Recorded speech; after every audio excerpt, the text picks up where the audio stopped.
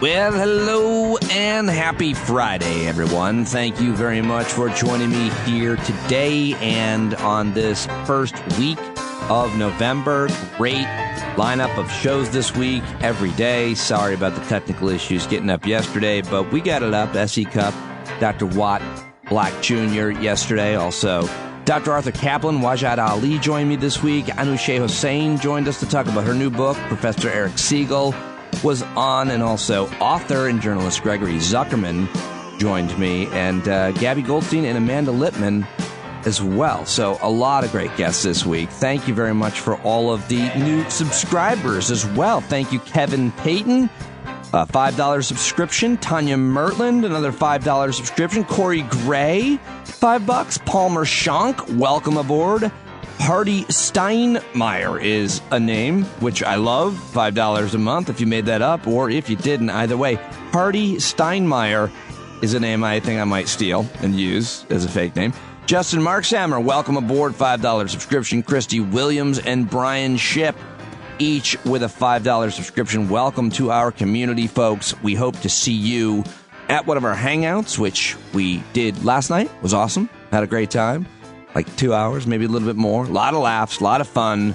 Really enjoyed the conversation. Had some very poignant, sweet, thoughtful moments as well. And as we experience and everything that's happening in the world and learn about it here on the show and talk about it together, those hangouts become so valuable, as does the Discord platform, which you get to be a member of as well. The chat's always going there. If you're not signed up, do it now. StandUpWithPete.com.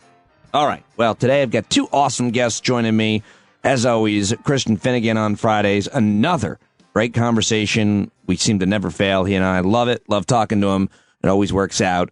And also very happy to have Cornell Woolridge back on the program. Cornell was a longtime listener to the old show. He used to call the old show. Always would get excited when I see he's on the phone because he's such a smart guy and always had a strong opinion based on experience and education. And I always loved talking to Cornell, and he'd reached out to me on my birthday, and we went back and forth, and he was telling me about what it can be so exhausting to be a black man in America. And I was like, you know what? I want to talk to him about that. So I reached out to Cornell, and yeah, I'm going to get to that right now because I don't do the news on Fridays because the Hangouts on Thursday nights, but he's just a great guy who has been politically engaged since he was like 10 years old. Talked about his life. We talked about the struggle that he was talking about, and it was just great, honest, thoughtful, important perspective to get from him. He has a master's degree in ethics and public policy, and he lives in Austin, Texas. He's the founder and president of a really cool organization called CivicSolve, which it's a consulting firm that focuses on civic engagement and helps build communities through civic empowerment. Really cool, CivicSolve.com. And go find our friend Cornell. He's also, I should say, a listener and subscriber as well. But go find him on Twitter as well, at RenaissanceXM. At RenaissanceXM. That's Cornell Woolridge. And so is this. Let's do it. All right. There he is. Cornell joins me now. I've just told you about him, and we were talking for a little bit, and I had some technical issues, but I can now recap your childhood, Cornell, because you just talked to me. Nice. All right, here we go. He was born in Oklahoma City, and then his parents moved to Texas. And a couple of years, when he was about 7, a couple of years after your parents moved to Texas, they got separated. And then you spent most of your childhood with your mom because your older sibling was actually how many years older than you? 11. Yeah, just recapped it. One interesting thing we learned about your dad also was that he, at one point before you were born, he helped black patrolmen in Oklahoma organize for better everything in their on the job as cops. Black cops in Oklahoma should be a book or a documentary or a movie at that time. Right, absolutely. Your childhood then in Texas, I feel like childhood, I don't know what our memories are before 6 or something, or how indelible they are, but the boys turn 7 years old, he's in 2nd, 3rd grade. That's when the fun and the pain can start. So what was it more or less for you? Yeah, I mean, it was really crazy. One of the tough things about I'd say probably like the first really tough thing about childhood was, I grew up in a black church. I grew up in a church, and specifically a Black church. And in fact, I mean, I think I've said this before, I would be what people in the South would consider a double PK. So PK is short for preacher's kid. Oh, I thought up until then, I thought it was up until right now, I thought it was a penalty kick in soccer. No. All right, I'm learning. Preacher's kid. And so my mother is actually has a degree in theology. My father actually was a pastor for a while. He stopped doing that actually, I think just before I was born. So growing up in the church, man, that's how I grew up. And so one of the really tough things about my childhood was we moved from Oklahoma to Texas, and we connected with the church pretty quickly. And that's not surprising because, my parents, again, very much believed in kind of the church life. And so we connect with the church, and there's a certain culture, not just in Black church, but just in churches, period. Families do things together and kids play with each other and all that stuff. And so, we had that for about a year. And then when my parents separated, a number of the families that we used to, kind of hang with and do things with, they stopped doing things with us because the wives were somehow worried that my mother was going to try to lure their husbands away, even though my mom is not like that. She's never been like that. But that's the insecurity that comes with that culture. So, not only did my parents split, but like our relationships with other families and some of my friends, like that split. And I'm just like, what is going on? Like as a kid, it's totally confusing and like, what? What? How is my world in all ways just like blowing up? But that's how it was. And so that was really tough, like in the beginning, just like having people that I just kind of assume, oh, we're going to go over their place, and we weren't.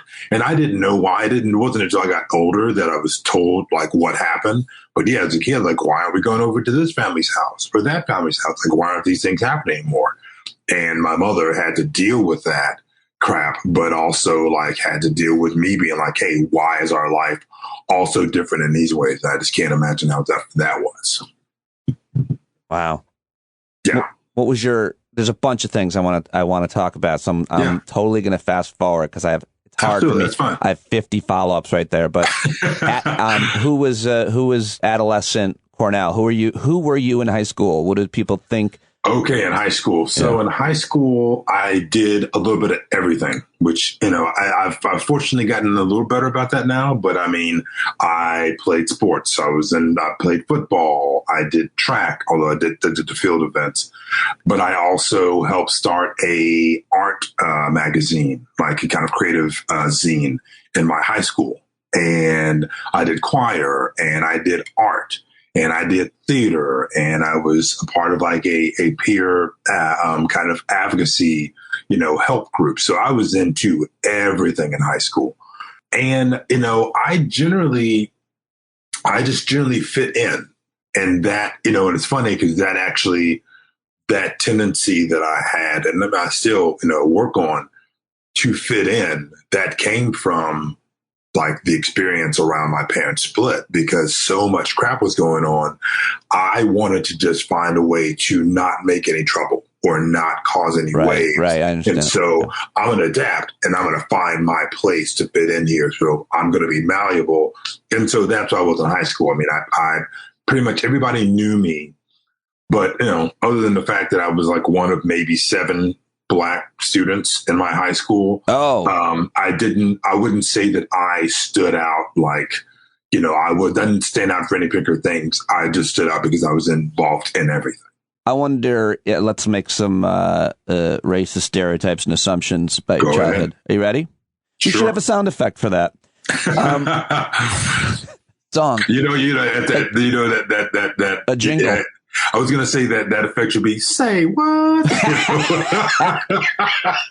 It's just totally, you get somebody, what, honestly, you should get to the vocal, the audio clip of Will Ferrell as Ron Burgundy saying that in Anchorman 2, because the time he's like with his Black girlfriend at like a family dinner, and he's like trying too much. He's like, say what? Well, you should totally get him saying that.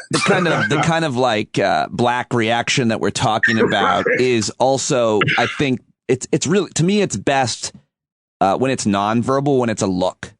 Oh, absolutely. It's like, yeah, like if they were a GIF, but we're doing a podcast, so it's like can't. Yeah, so we'll go with that. So the kind of assumption or stereotype is like, so you're in a mostly white school, one of 7 black kids, and we want to put people in a box, not even a negative one necessarily, but just what we expect of those people. And I would think that like people want to, certainly in my high school, like the black kid was a great basketball player. He was the only one who could dunk. It was like almost 2 on the nose, right? One of the only black kids.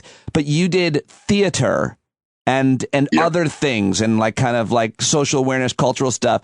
And so it sounds like you are a more well-rounded one of the 7 black students. And I wonder how that. Yeah. Well, it's interesting because, I feel like, one, I give my high school credit for a lot of things. And one of the things was it really focused on students in general being well-rounded. Like we had to do some kind of arts, we had to do some kind of sport.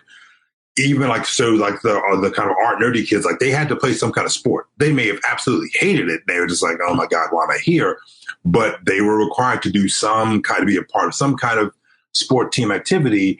And, vice versa, the jocks or whatnot, they had to do something in the arts. So, I wasn't as much of an anomaly as, as one might assume. But yeah, I was definitely, I would say I was more well-rounded and just had more interest overall than the average, black student in my mostly white high school. Do we want to talk about mostly white high school at all? Oh, here's the question. The question. When do you, I'll never forget when I was a little boy and my mom was a public school teacher and she taught in the city schools of Syracuse and there's about half black, half white.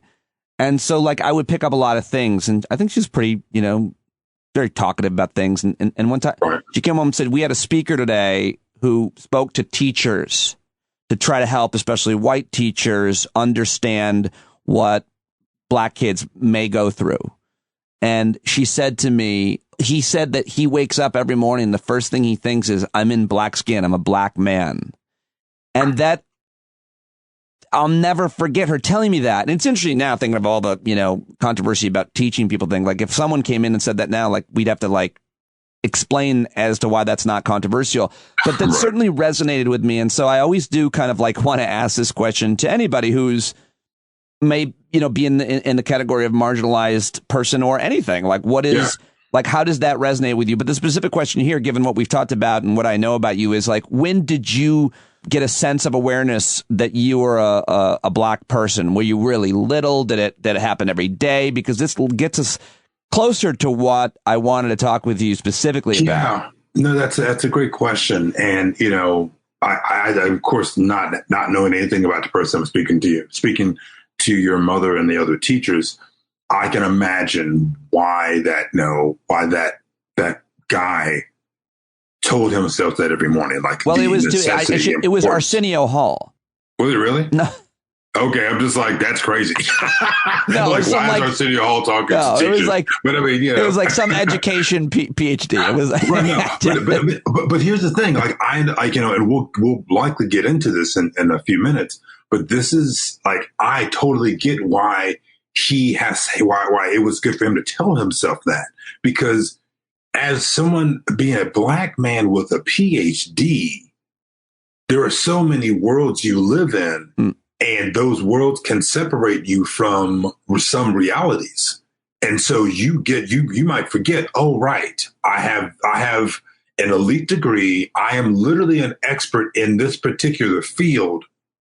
I'm also a black man. Like, I've got to remember that, because all these other things I learn, all the other things I know can get me into a place where I feel like I should have this privilege or should be able to do these things.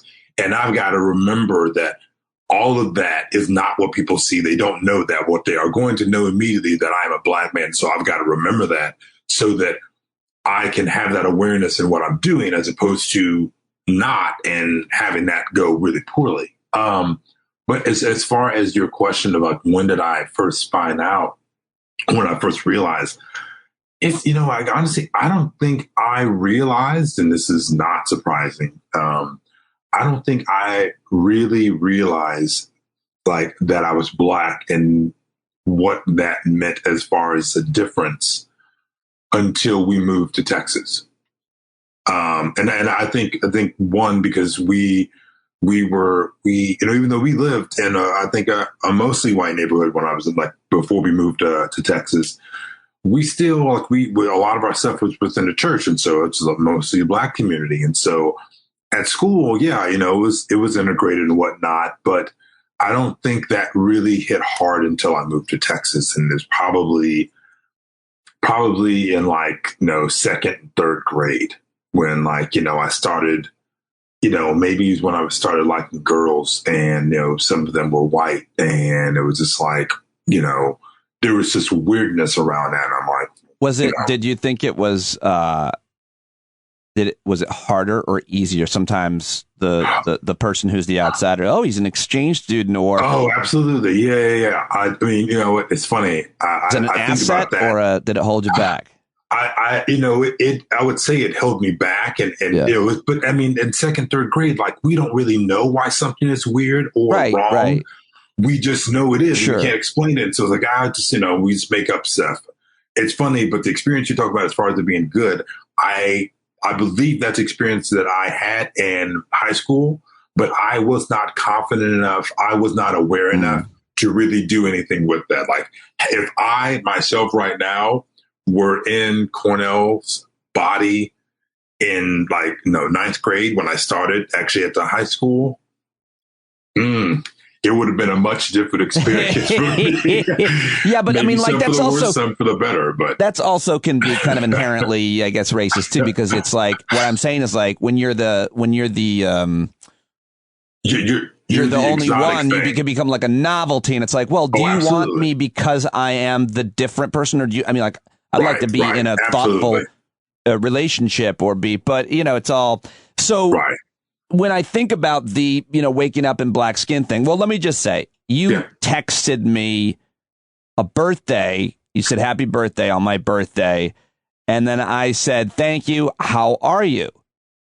And you answered honestly, which I appreciate because, listen, if somebody doesn't want to get into it, but I always like when people give me whatever specifics because I'm not making small talk. I'm not just asking. You wrote, rough day, but it's over. I'm about to hit the sack. Being black just weighed very heavily on me today. Tomorrow will be better. Seems like you had a pretty good B-day. Am I right? That's what you wrote. And then we talked a little bit. And that leads us back into our conversation here because this is kind of an everyday thing. Someone hearing this conversation might say, well, why is it always got to be about race? Why is it really every day you know that you're black or whatever?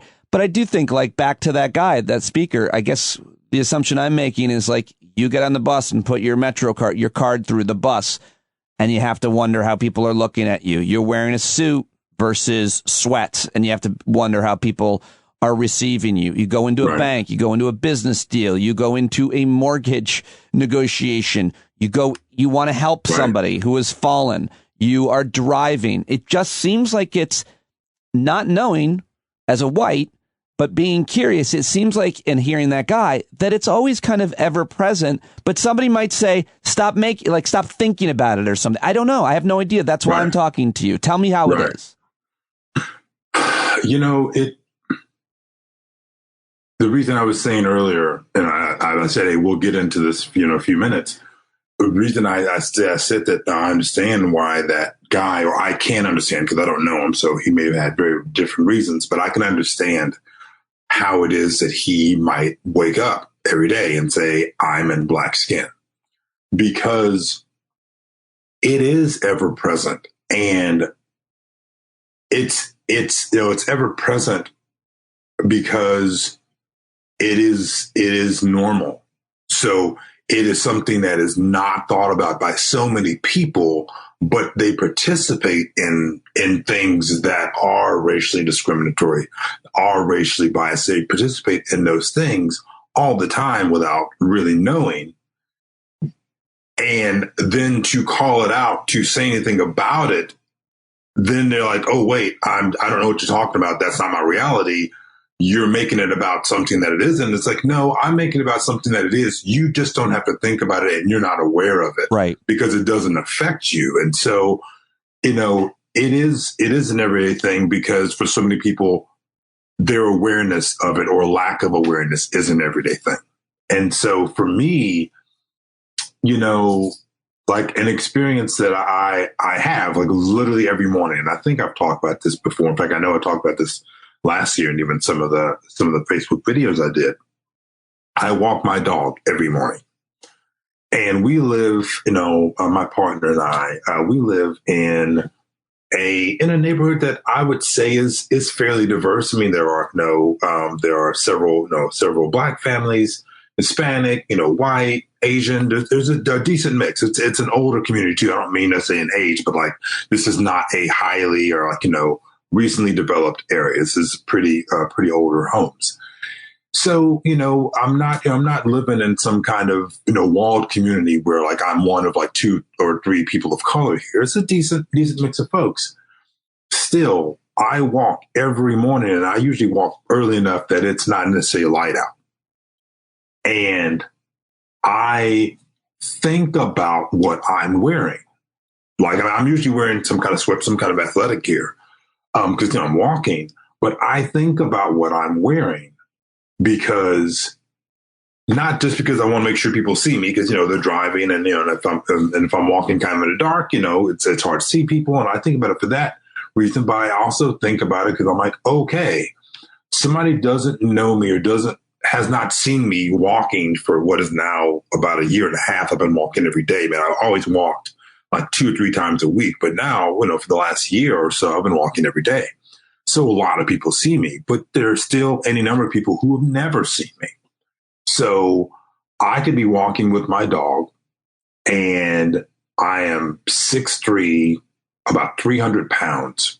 So I look like I could play football because at one point I did. So I have to think about what I wear every day I go walk my dog, because of all the implications of me being a large, tall, physically imposing Black man in a neighborhood I've lived in. We're on our 4th year living here. So like, I know most people. I've helped with like National Night Out stuff with my neighbor. So like people know me, at least in my immediate neighborhood, but still I also walk in areas where, you know, I don't know the people and they don't know me. And the fact that I am who I am and that I have the skin means that if I'm aware, I've got to think about what I'm wearing every day I walk out in the morning where it may be dark or partially dark.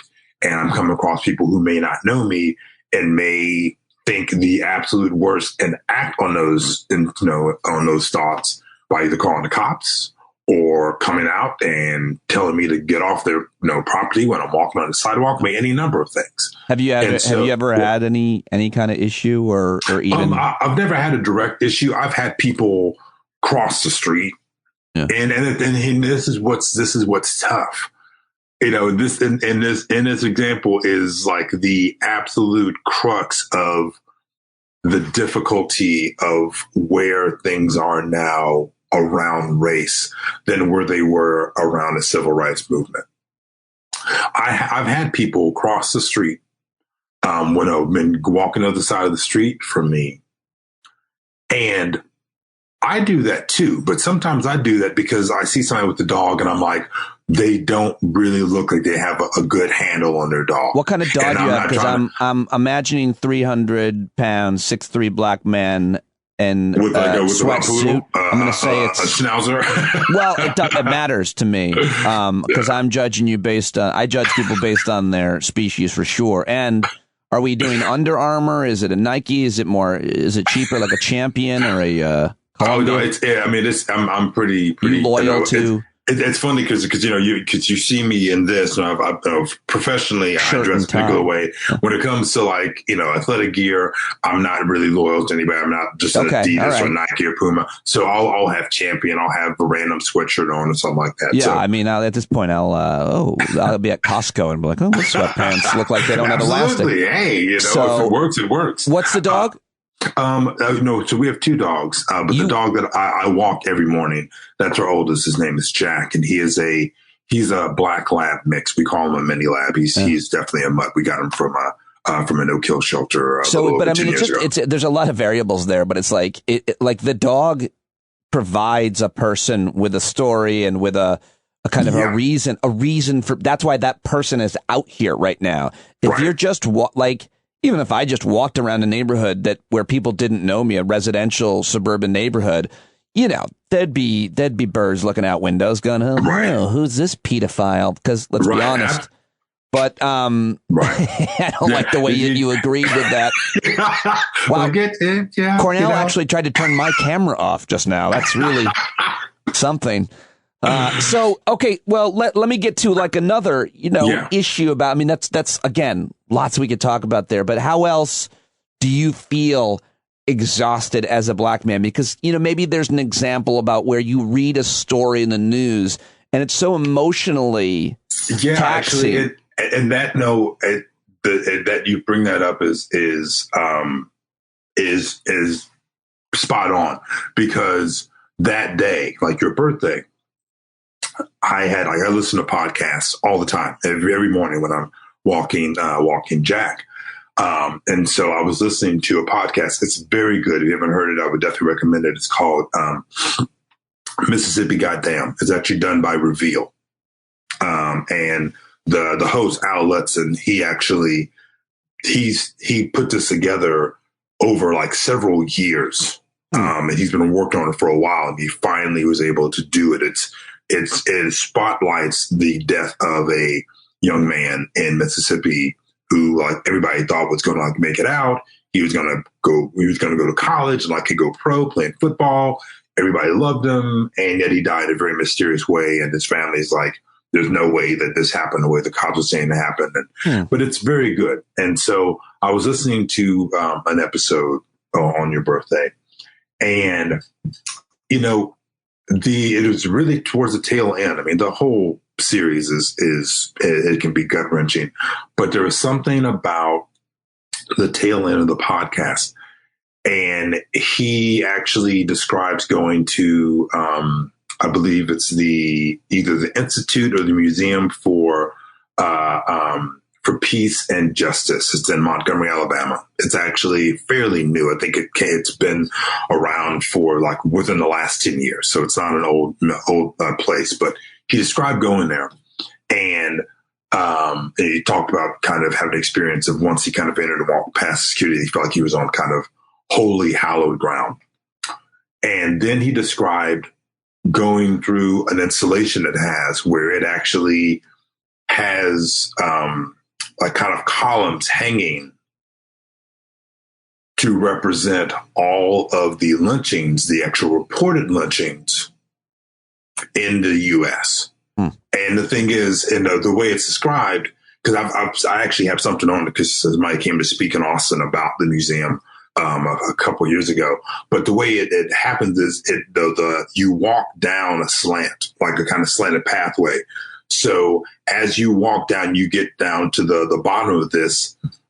Instead of these columns kind of being right next to you, you're looking up and you see these columns hanging like a person who was lynched would be hanging.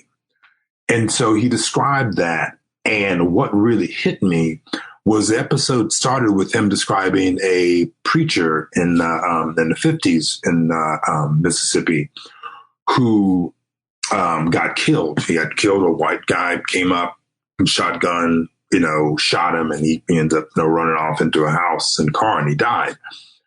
But his case was never really handled. But he was, his situation was considered a lynching. And so the host who starts this podcast talking about this person and how the case was handled and what the cops did and all that stuff, and then related it to the case we're talking about.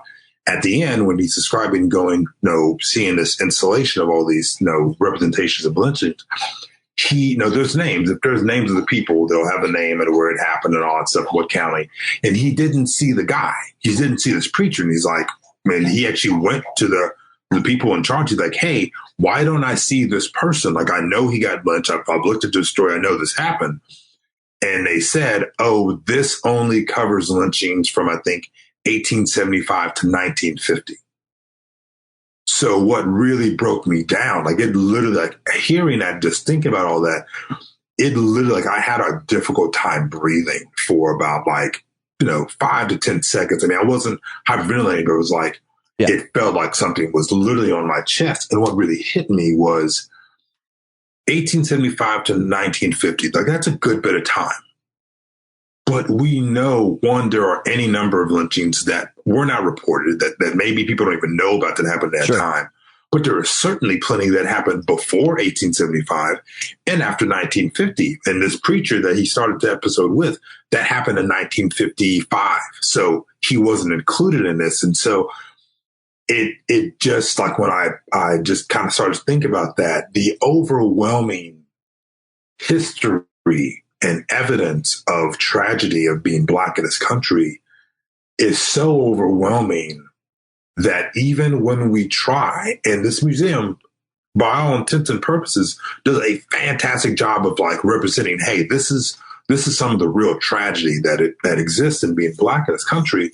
Even when we try, we have to cut it off at a certain time because we don't have enough room to talk about it all. It's just like, good Lord, that is amazing that it is so profound that we don't have, even when we try to do a really great job of representing it, we don't have enough time or space or resources to do that. Meanwhile, to kind of bring it to where we are now, you have people who are trying to deny talking about any of that with CRT. And it's like, wait a second. The plethora of experience and incidents that we have to prove this to you and its importance is overwhelming, but you can't even let your kid hear about something that might make them feel bad about, what it means to be who they are, which is not the point. The point isn't to feel bad. The point is, hey, I am a part of a legacy that has done this. So what can I learn from that and how can I do better? Like the people who are against CRT, they don't want to get to the getting better part. They just want to say, let's not even talk about this because this is too hard to talk about, or my kids are too young to hear about this. However, as you were asking me earlier, this is kind of to bring it all back around. I was in second or third grade when I realized that I'm Black and what that kind of means in this country. Second and third grade. It wasn't too early for me to find out about that, but apparently it's too early for white kids to hear about that in school, So when you hear, it's a fascinating story and I really appreciate you sharing all of that, but let me just do like a kind of a lightning round here at the end with just kind of what you hear when you hear this. Mm-hmm. So I've been involved in the local BOE. I'm hearing all these arguments. I'm thinking about them, but I want to know what you hear. And for example, this CRT thing has been, as I said, the greatest right-wing propaganda triumph. It's like such a quick backlash. Like George Floyd happens, we're all home, we all see it. White people start buying anti-racist books. They're flying off the shelves. White people all want to do better, and you're like, oh my God, Black Lives Matter. Approval rating and polling. People are like, it's much more highly approved. Right. It went from terrorist organization to social justice, civil rights movement of our time. And then Cornell, it snapped back real hard, real hard. That's my interpretation. Okay. So now we're at a point where Mike Pence even now says at a speech, CRT is just state sanctioned racism. So what white people are now hearing and trying to say is CRT is actually teaching white kids that they are lesser than black kids. That's kind of where we're at. That's the understanding that a lot of white people now have of what CRT is. And so what do you say to a white parent who says, I don't want my kids being taught that they are lesser than any other race. I'm not racist. This is racist. I also don't have a racist bone in my body.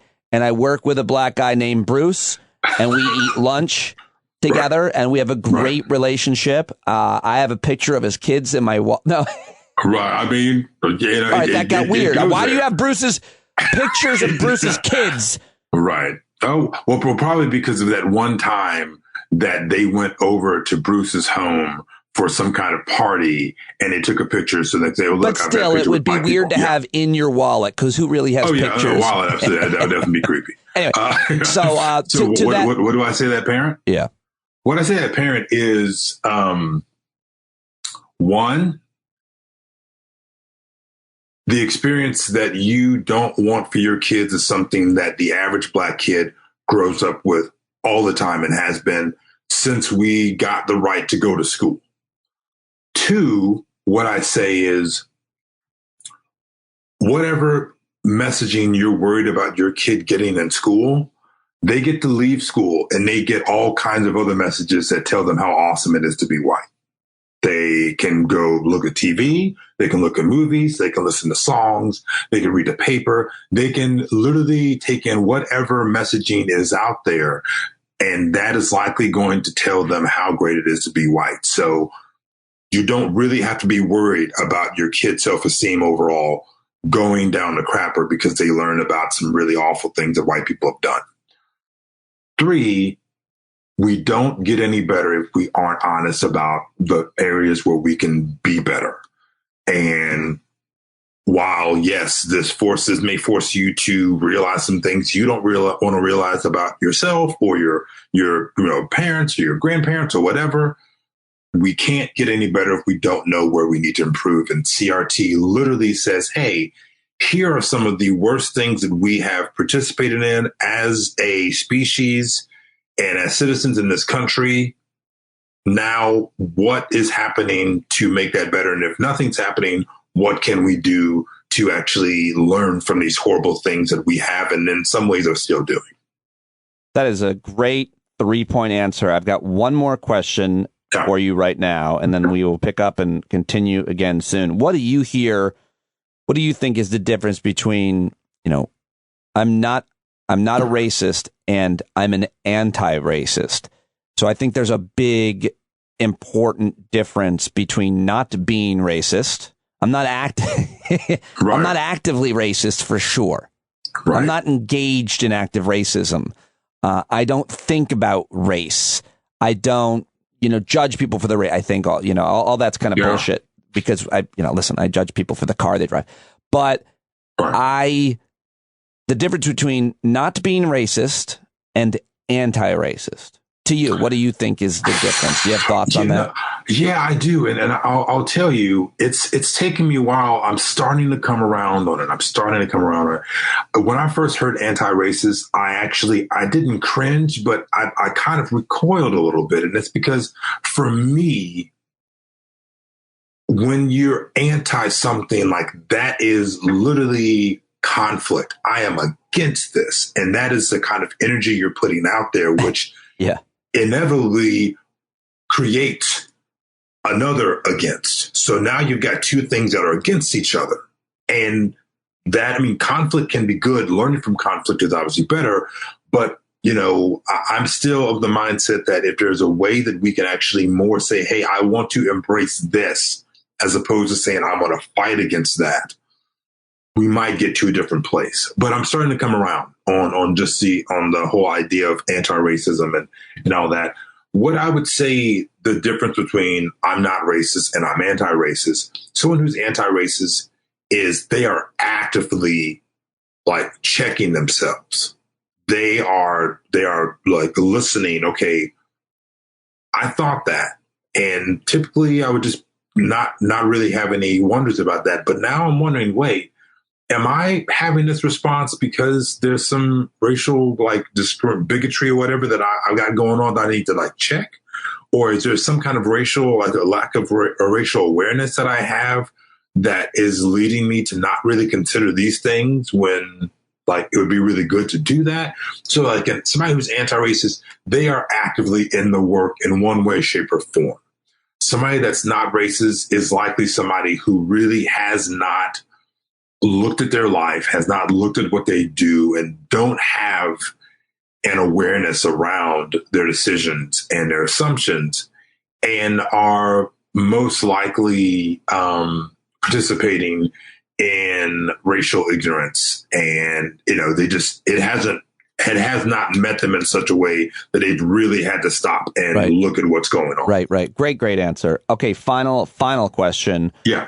What is a movie, a book, I don't know, a comedy special that you think the whites could benefit from seeing? I mean, you can go from Roots to, hey, my wife and I actually just watched the Aretha Franklin movie on, what was it? Well, there's two of them. So, there's two that have come out within the last year. So really? The one starring Jennifer Hudson.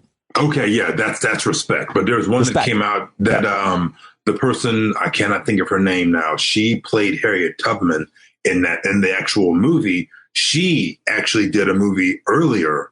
It was not like a mainstream movie. I think it was done by either the History Channel, it was done by somebody, but she did. And it was called Genius. So if you saw the movie with Jennifer Hudson, Respect, you should check out the movie Genius. It was also kind of a movie done about Aretha Franklin. So what is your? I mean, I don't think. Is there a movie? Is there a book? Is there an essay? Is there a what do you? You know what? So you know what? I've got two recommendations that I've actually. We can only take one. Only one? Okay. No, you. I was like, hey, if only. I mean, I'm fine. I'm fine with understanding limits. No, but if I can have two, the first one would be My Grandmother's Hands. Oh. This is a book. It's a New York Times bestseller. And the book is My Grandmother's Hands, and the kind of subtitle is Racialized Trauma and the Pathway to Mending Our Hearts and Bodies. And it is done by an author. The name is Resmaa, and that's Resmaa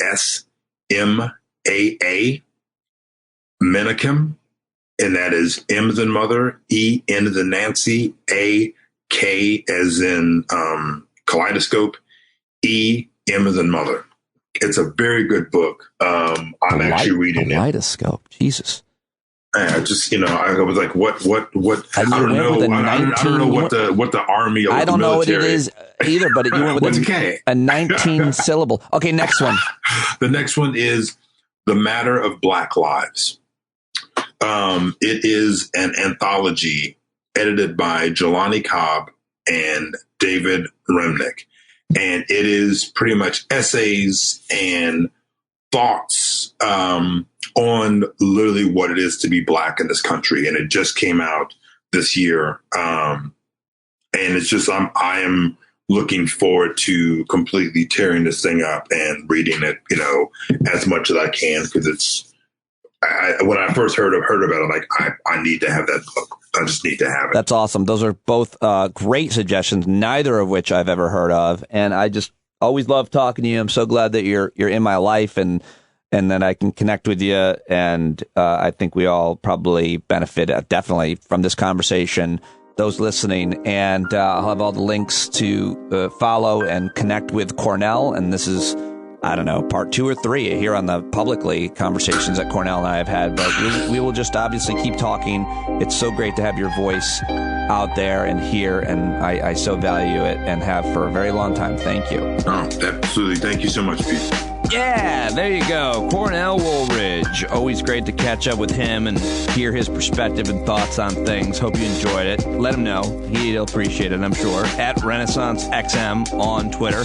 Check out his organization as well, CivicSolve.com, and support his work. Just a great guy, and so glad to have him in our world. All right, another guy we love to talk to each and every Friday, stand-up comedian headlining comedian, one of the stars of the old VH1 Best Week Ever. He was on the Chappelle Show. He's done it all the late night shows. He did, I think, how many specials? 5 specials. He's got a new album. It's called Show Your Work. It just came out 2 weeks ago, and it's always great to talk with Christian Finnegan. If you haven't already gotten the album or watched it, you gotta watch it. Then go do that this weekend. Show Your Work. Go to christianfinnegan.com to find out where. All right, let's do it. There he is, just a week out of his specials. That's about 2 weeks now. It's been 2 weeks since your special dropped. Either way, you're still in that kind of afterglow, still promoting, still hearing postpartum just starting to set in. The postpartum. It's just, what is describe where you're at 2 weeks after your special drops. What is that? I mean, this is, honestly, I'm not really affected by it this time because this is now the 5th time I've been through this. But, you I have quite a discography, Pete. But you put your passions and hopes and fears and all this stuff into this project that takes a long time to kind of gestate and come to fruition. And then it comes out and, there's a couple days of feeling like there's, I gotta promote the special, gotta get it out there. And then, a certain period of time goes by, and unless you kind of catch lightning in a bottle, unless you say, call out trans people and it becomes a big talking point for media or whatever, unless something happens that sort of explodes it to that next level, invariably when you put out an album or a special, there is a period of time where it's just like, oh, is that it? Like, is that all there is? Which is dumb because, of course it'll get airplay on Sirius and Pandora and all that, but my work is kind of done at this point. I'm asking friends of mine to retweet the special and things like that, but it's like, it's not work at this point. And so, when my wife wrote her book, she crashed hard, man. Cause really? writing a memoir, that's a different thing entirely. And so it's a pretty common from what I understand, people who put out stuff. Why haven't you ever put out an album? Me? Yeah. I put out 2 albums, but not really. Like I have, one. I put out 1. Is it like available? Yeah. Yeah. Yeah. Question mark. I have another album that it's all edited and done from 2 years ago, and I've never released That's it. That's right. I remember you said that you had done that. I've got a lot of, it's almost boring to talk about, but for me, back to your experience in I don't know. I know. I love doing stand-up, and I don't know how great I've been at promoting the actual work, taping it, and all my sets are so much different than last one. I changed. You're a jazz musician, man. Thank you, and thank you for your very nice birthday tweet was stunningly kind and that's wildly appreciated. Nice. And I'm working on a playlist for you, as I told you on your email. That was also very thoughtful. I haven't finished it yet, so don't consider it thoughtful. Oh boy, yes. you asked me. Geez, I wish I had the email right in front of me because it was very kind of straightforward. Like, don't think about it, don't judge it. Just send me 3 songs. Just tell me 3 songs that you like. Just and 3 I was songs. I got so nervous. I started biting my nails. I was like, "What do you mean? Whatever I say, which ones?" And then I started thinking, and I'm like, they're all white boys playing guitars. I know, that's why there's not even a woman, much less a black. But this is too. No, I was trying to be politically correct with my. But I do. Oh man, this is for you and your enjoyment. I want to expose you to some music that if I send you 15 songs on a playlist, maybe one of them will spark, and you'll think oh my god, now I really want to listen to more by this artist, whatever. That to me is probably my greatest joy in life, is turning somebody on to it like a cool song. That's exciting, and I can't wait to get it. But I did feel I shouldn't have said politically correct. What I felt like is I want to I'm very moody about music, so I like this kind, like a soundtrack score sometimes when I'm posting a podcast at night, or classic rock a lot of the time, and white boy acoustic, whatever that genre is called. I like that. And so I was like, well, how do you make a mix? If I send you that I like this reggae artist and I send you that I like what? Well, I mean, generally, because, you might do, you might have 3 or 4 songs that I kind of go off on one song. Like if you send me a white reggae artist, I can't imagine who that would be. Modest Yahoo. Modest Yahoo. Yeah, I could find 3 or 4 songs in my collection. Trevor, I love this guy. Trevor Hall.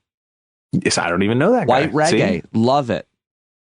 Is it? Well, I don't even know if it is. What do I know?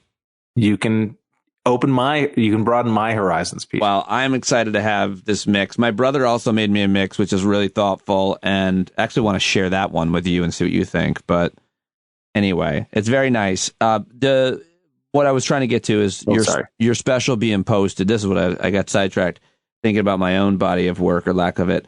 And like I've heard so many people myself say things, and I've just seen that on mostly social media. You got to be happy with the reaction to it, I'm guessing. What are people saying? What are people saying about your special? Well, I mean, no one's written to say that they hated it. I mean, maybe that would be good if they had, because then I would really know that it had penetrated. The comments have been super nice and super thoughtful, and a lot of the people that have written have had. It wasn't just like, oh, it was funny, which is great, which is, of course, the primary thing that you want. But, if anybody has seen it, they know it's 80% just stand up, but then there's 20% kind of other stuff. And it has kind of landed in the way I would want it to land. I wanted it to be funny, but also a little bit bittersweet. And yeah, I feel like I got across with it what we were trying to get across. Whether that is a thing that anybody wants is another thing entirely. Well, I think if you haven't listened to Show Your Work by Christian Finnegan yet, watched it, even better to watch it, much better to watch it. It's much better. I would say, in the past, it really doesn't matter, but this one, it really kind of does. Because first of all, on the album, which, go ahead and listen to the album, none of the documentary stuff is in the album. It's only in the special. You gotta watch it. You can't. Yeah, so you can't hear any of that. Yeah. And also, it is 28 people in a backyard. So I think when you're watching the special, you kind of get in the vibe of what that is. But in an album, it kind of sounds like, oh, this is like the room is empty. Why did he record an album like this? 28 people in a backyard is fantastic. I love that. I love it. I think it's awesome. I think it's like when you say it that way, I'm like, that's part of the body. You've done every type of special, theaters and clubs, every type of venue. You performed everywhere. But like this was during a pandemic and you pulled it off, and it's wonderful. It's just, thanks, man. Yeah, it's really, I think, a very cool, very hip thing to have at this point in your career, and exciting to see, if we get back to whatever for people. I'm sorry. I was going to say, if we get back to anything, whatever normal is with live performance, it'll be interesting to see what you decide to do next having this experience. But yeah. Well, when I try to do 28 people in a backyard 3 years from now, after the pandemic's over, people are going to be onto the fact that that's all I can get to come out to see me. This one, I was able to sort of pawn it off in the pandemic. It's like, well, I had, of course there were thousands of people who wanted to come, but, because of social distancing, we could only allow 28 people. Well, I don't know how well that's going to go over in 2025. That is. I will pull back the curtain, because you and I and Ophira and I, but not the three of us, had talked about this. She said, why don't the three of us do some dates? So, I mean, that's going to be more than 28 people if the three of us join our powers like Voltron. Yeah. And I would say that if we're trying to just figure out, this is something that Pete and I have talked about, and Ophira and I think we've all talked about it, but not as a group. Yeah. Do it. We don't know where. So I would say if you're a fan of stand up with Pete, and maybe let him know, like, this is the city you should come to. Like let us know, because we don't really know. you just. I mean, I know the cities that I tend to have people. I have to like organize. That just gave me so much anxiety. Sorry. I'm about to get so 74 emails from every part of, and then I'm going to lose all those emails. Like we have to come up with a. Okay. No, that's not the system.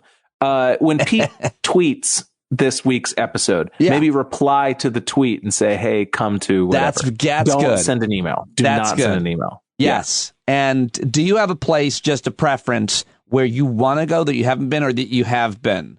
Where would you want to go? Well, I mean, there's lots of places I would love to go. I don't, boy, I would love to have a reason to go back to the Southwest. I think I haven't been there in a while. Listen to this, Southwest. Would you go to Florida? Time. Would I, or have I? Would you?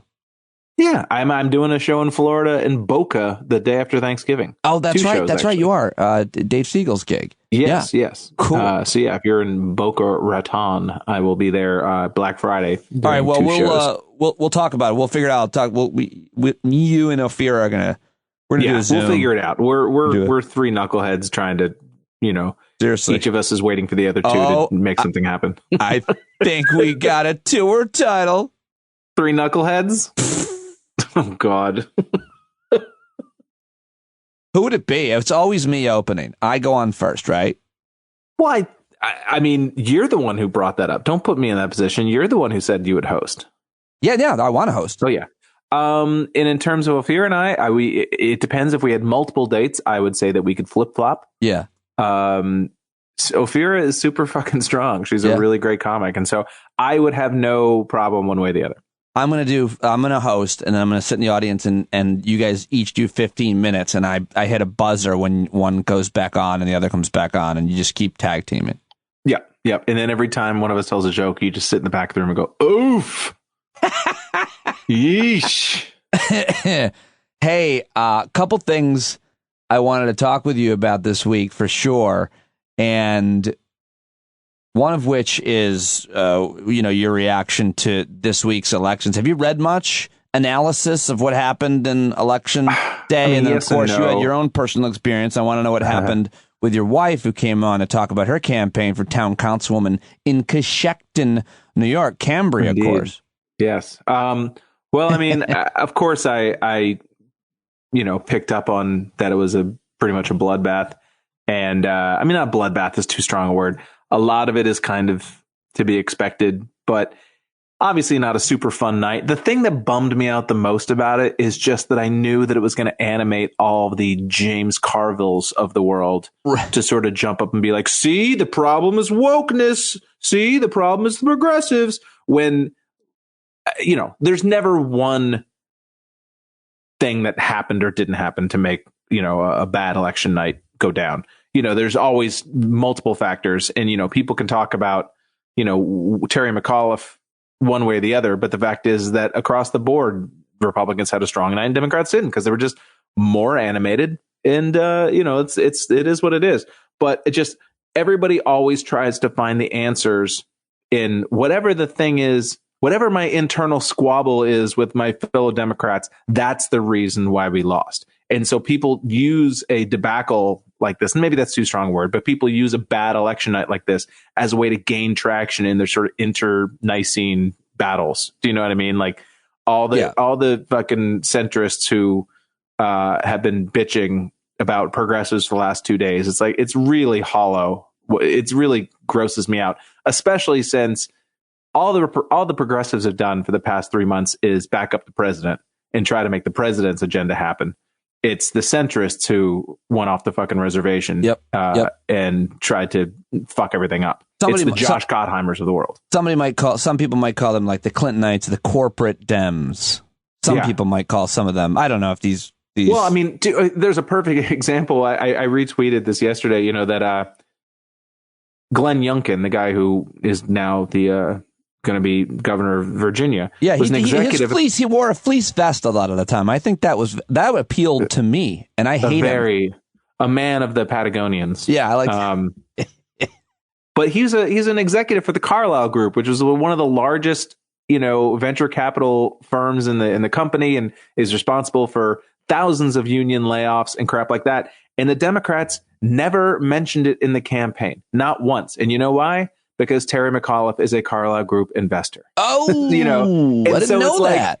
Yes. So the most potent thing, they totally could have given him the Mitt Romney treatment if not for McAuliffe being in that world himself. Oh, wow, I didn't know. Yeah, I mean, like, of all the analysis, Christian, and granted, if it's there, I just completely missed it, and I read a fair bit. I only found this out yesterday because somebody had. I didn't pay attention to the primary. I don't know who ran against him in the primary, but like, Terry McAuliffe was a safe candidate. He was governor before, but was there really? I'll look into it now. I'm curious. Was there really no exciting person that? God, yeah. Well, what a drip. I mean, honestly, I was shocked when he won the first time because I always thought of him as just like the most insider of insideries, just the most milquetoast new Democrat, just garbage candidate, And so I was never a Terry McAuliffe fan to begin with.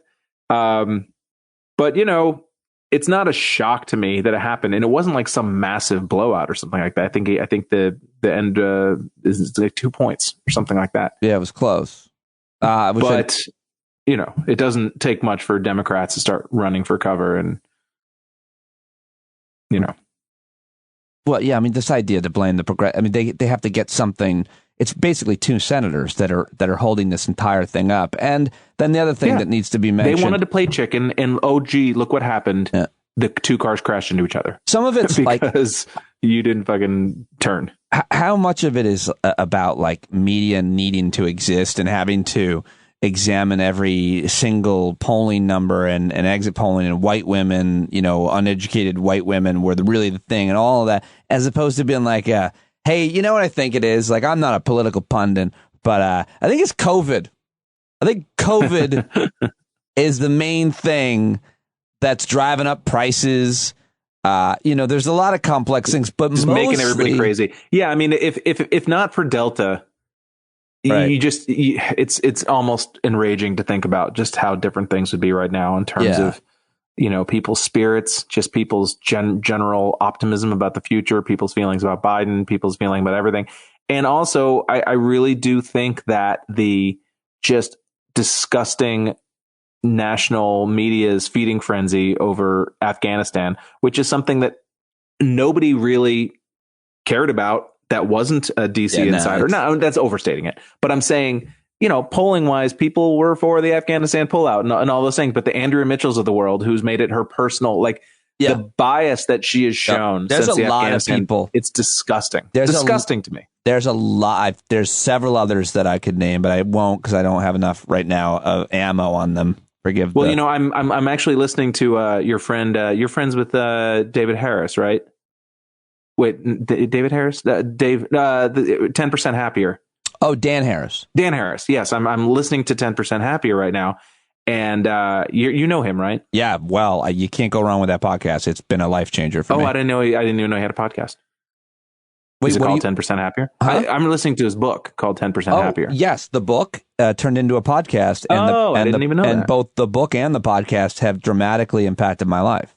Oh, that's great. Yeah, I'm enjoying it. Dan's a good. I'm pretty. Yeah, go ahead. But early in the book, he talks about when he was a war correspondent and just how exciting it was to be ushered by bulletproof, armed bulletproof covered cars and the sort of excitement of being a war correspondent.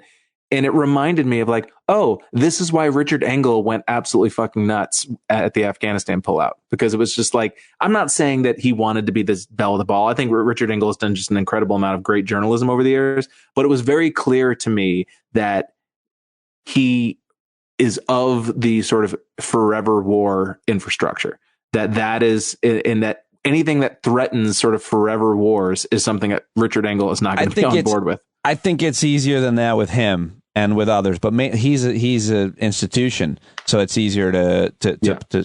He went from being a foreign correspondent, a conflict reporter who reported on the conflict on all sides of it, embedded on all sides, gained a lot of credibility and integrity for being in so many different conflicts and reporting fairly objectively, to someone who went to a foreign country, reported from there, but became a pundit on how it's going to the outcomes of domestic politics and kind of self-perpetuating some of it. I agree with your criticism of it. It's really disappointing to see how he turned into a pundit, because the most credible reporters are the ones that never turn into those opinion makers to some extent. I feel. I mean, and I get it. When you're embedded in a war zone and the players and people who are desperately trying to get their families out, you're human. You're human. That's going to affect your coverage or whatever. But to see just this sort of coordinated assault on the withdrawal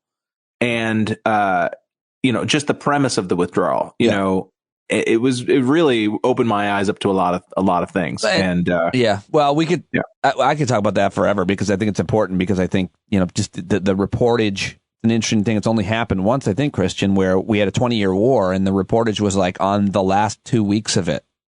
Yeah. Like everything. I was like, wait, with 20 years of context that people, and I covered, I'm really proud of my coverage of that conflict and the veterans and the Afghans themselves. I mean, every author, everybody, I interviewed them all. I paid very close attention to that. I visited Afghan veterans, and a Republican congressman brought me. Walter B. Jones is one of the proudest things of my life. And so I was really kind of like deeply disappointed that we didn't have any context during that conversation. And I also thought, by the way, while we're on it, that the ones I was talking to a Marine who was there, I don't think I've mentioned this, but those Marines that were there were those military that were there helping evacuating were the actual doing the most important work of that entire conflict. That was the most heroic humanitarian effort. Like the rest of them were on a fucking faulted mission, a wasted mission the whole time. Yeah, and I filter a lot of this through my dad, who is a great man, is a great guy, but he definitely is affected, to my eyes, or he's sort of a bellwether to me in terms of like, I can see when he starts to get anxious and upset about like, can't they just like, he's very affected by the sort of coverage and things like that, and I remember during the Afghanistan poll, I was like, can't we just leave like 2,500 people there and just like, can't it just like sweep it under the bed, and he's 100% correct from a political perspective.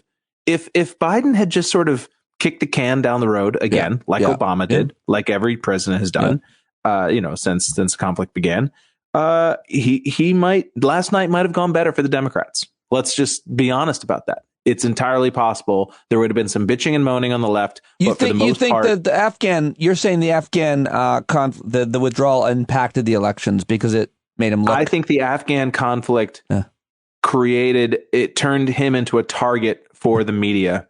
And I think that a lot of people in the mainstream media were really upset about it and took aim at Biden since then. And it has seeped into their coverage of him and how they've portrayed him for the last 4 months. I think that's even after that issue is over, they've pegged him as being like weak and ineffectual and all these things. When in truth, the decision to leave Afghanistan is the strongest thing I've seen a president do in my lifetime. To actually stick with it and to not get blown over by the gust of bad press. Oh. Somebody is impressive to me. That's something to say, given that the black president called the white cop a jackass. That was strong. That was strong. I'll take it. Remember that? I wanted to ask you. Let me completely change gears. A life question.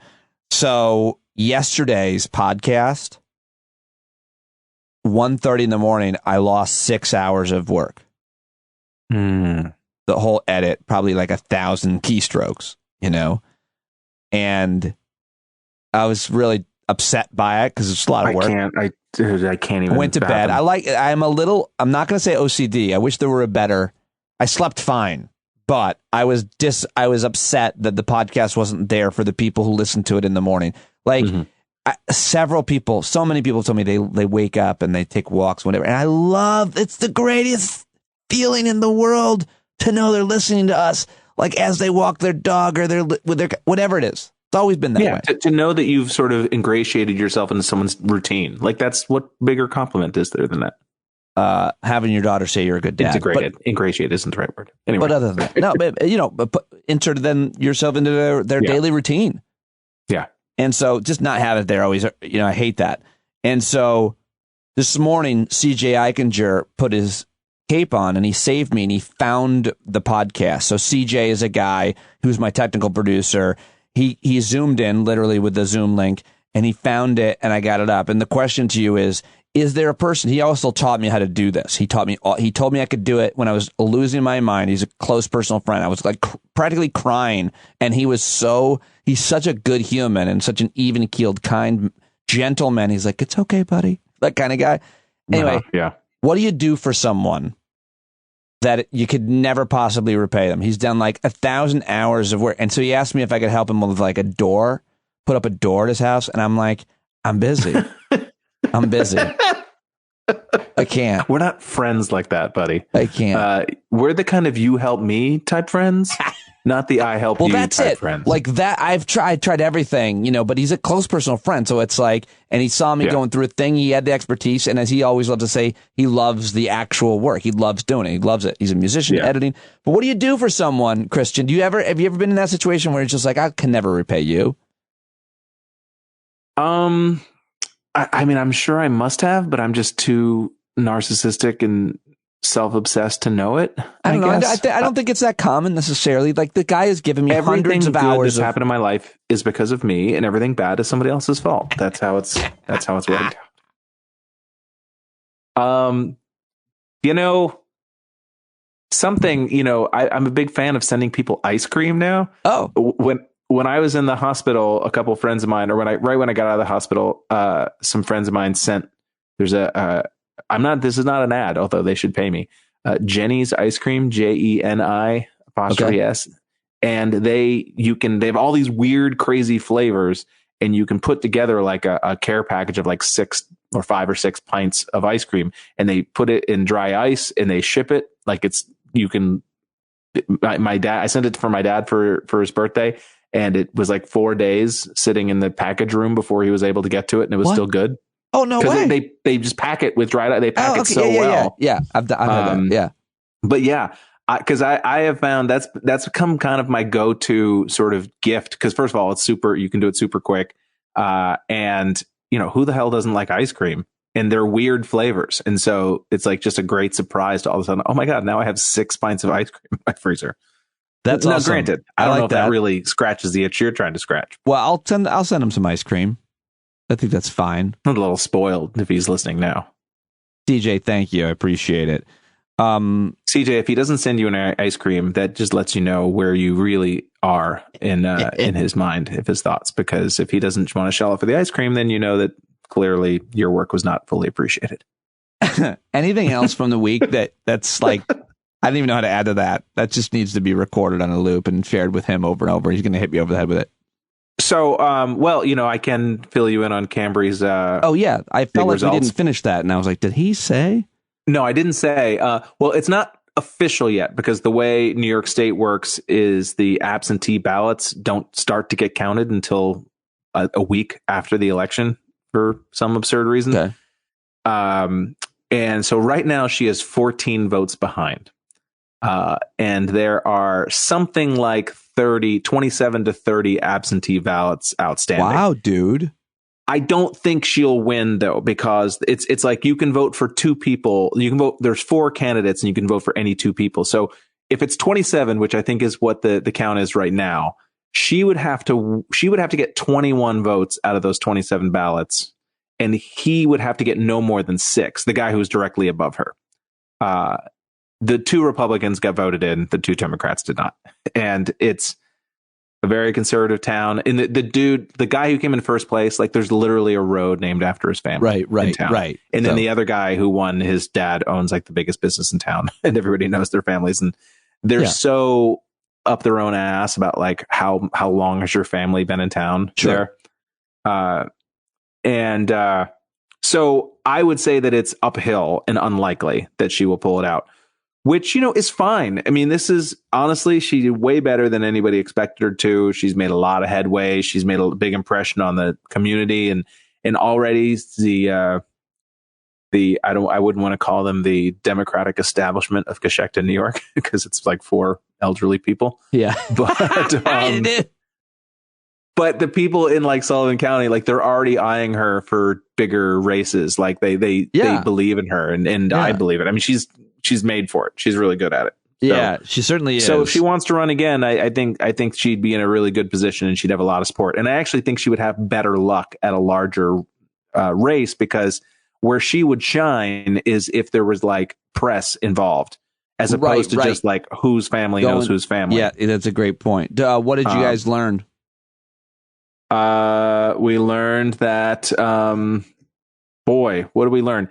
That it's a lot of fun putting up road signs. I don't know.